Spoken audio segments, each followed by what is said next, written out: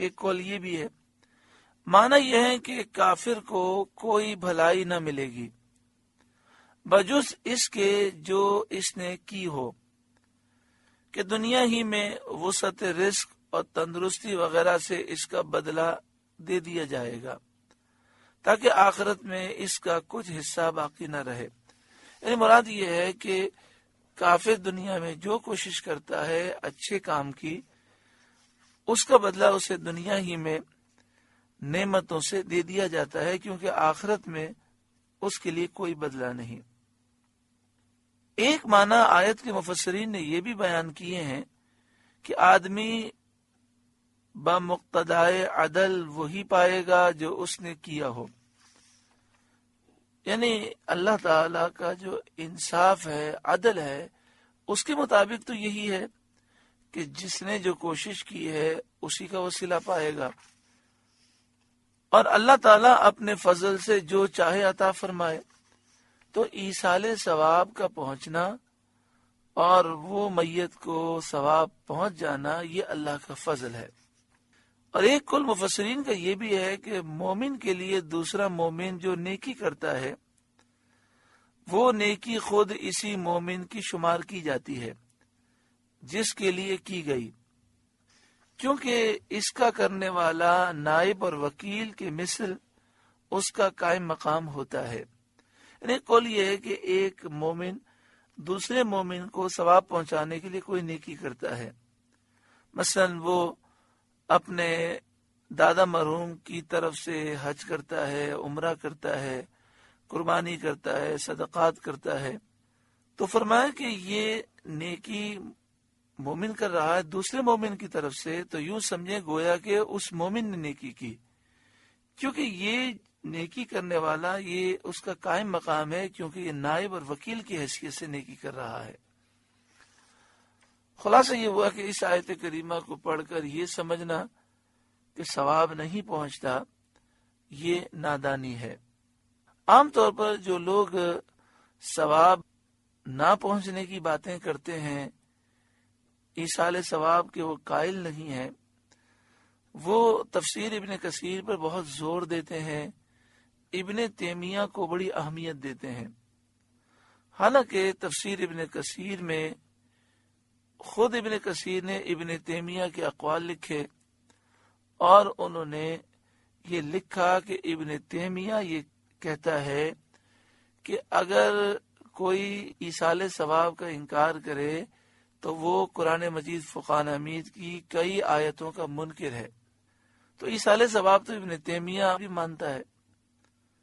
میں یہاں پر یہ وضاحت کر دوں کہ ابن تیمیہ اور ابن کثیر کا ہر قول ہمارے لیے حجت نہیں ہے، لیکن بتانے کا مقصد یہ ہے کہ جو انہیں مانتے ہیں تو وہ تو خود کہہ رہے ہیں کہ ایصال ثواب ضروری ہے، اس کے باوجود بڑی عجیب بات ہے کہ ابن تیمیہ کو، ابن کثیر کو یہ حضرات اپنا امام مانتے ہیں، اور ان کا امام کہہ رہا ہے کہ جو ایصال ثواب کا منکر ہے اور وہ کہتا ہے ثواب نہیں پہنچتا، وہ قرآن پاک کی کئی آیتوں کا منکر ہے۔ اللہ تعالیٰ عقل سلیم عطا فرمائے۔ وَأَنَّ سَعْيَهُ سَوْفَ يُرَىٰ، اور یہ کہ اس کی کوشش عنقریب دیکھی جائے گی، آخرت میں اس کی کوشش دیکھی جائے گی۔ ثُمَّ يُجْزَاهُ الْجَزَاءَ الْأَوْفَىٰ، پھر اس کا بھرپور بدلہ دیا جائے گا۔ وَأَنَّ إِلَىٰ رَبِّكَ الْمُنتَهَىٰ، اور یہ کہ بے شک تمہارے رب ہی کی طرف انتہا ہے، آخرت میں اللہ ہی کی طرف رجوع ہے، وہی اعمال کا بدلہ دے گا۔ وَأَنَّهُ هُوَ أَضْحَكَ وَأَبْكَىٰ، اور یہ کہ وہی ہے جس نے ہنسایا اور رلایا، جسے چاہا خوش کیا، جسے چاہا غمگین کیا۔ وَأَنَّهُ هُوَ أَمَاتَ وَأَحْيَا، اور یہ کہ وہی ہے جس نے مارا اور زندہ کیا، اس دنیا میں موت دی اور آخرت میں زندگی عطا فرمائی۔ یا یہ مانا کہ باپ دادا کو موت دی اور ان کی اولاد کو زندگی بخشی، یا یہ مراد کہ کافروں کو موت کفر سے، کفر کی موت سے ہلاک کیا، اور ایمانداروں کو ایمانی زندگی بخشی۔ وَأَنَّهُ خَلَقَ الزَّوْجَيْنِ الذَّكَرَ وَالْأُنثَى، اور یہ کہ اسی نے دو جوڑے بنائے، نر اور مادہ، من نطفۃ اذا تمنا، نطفے سے جب ڈالا جائے رحم میں، وَأَنَّ عَلَيْهِ النَّشْأَةَ الْأُخْرَى، اور یہ کہ اسی کے ذمہ ہے پچھلا اٹھانا، یعنی موت کے بعد زندہ فرمانا اللہ ہی کے ذمہ ہے، وہی اٹھائے گا۔ وَأَنَّهُ هُوَ أَغْنَى وَأَقْنَى، اور یہ کہ اسی نے غنا دی اور قناعت دی۔ غنا کے معنی ہے مالداری، اور قناعت کے معنی یہ ہے کہ جو اللہ نے دیا اس پر بندہ خوش ہو، راضی ہو۔ وَأَنَّهُ هُوَ رَبُّ الشِّعْرَى، اور یہ کہ وہی ستارہ شعرا کا رب ہے۔ ستارہ شعرا شدت گرما میں، شدید گرمی میں جوزہ کے بعد طلوع ہوتا ہے۔ زمانے جاہلیت کے لوگ اس کی پوجا کرتے تھے۔ اس آیت میں بتایا گیا کہ سب کا رب اللہ ہے، اس ستارے کا رب بھی اللہ ہی ہے، لہذا اسی کی عبادت کرو۔ وَأَنَّهُ أَهْلَكَ عَادًا الْأُولَى، اور یہ کہ اسی نے پہلی عاد کو ہلاک کیا، باد سرسر سے، تیز آندھی سے ہلاک کیا۔ عاد دو ہیں، ایک تو قوم ہود علیہ السلام کی قوم، ان کو پہلی عاد کہتے ہیں، اور ان کے بعد والوں کو دوسری عاد، کہ وہ انہی کے عقاب تھے، انہی کے پیچھے وہ آئے تھے۔ وَثَمُودَ فَمَا أَبْقَى، اور سمود کو ہلاک کیا تو کوئی باقی نہ چھوڑا۔ سمود حضرت صالح علیہ السلام کی قوم تھی۔ وَقَوْمَ نُوحٍ مِّن قَبْلِ، اور ان سے پہلے نوح کی قوم کو ہلاک کیا، انہیں طوفان میں غرق کر کے ہلاک کیا۔ انہم کانوا ہم اظلم واطغى، بے شک وہ ان سے بھی ظالم اور سرکش تھے۔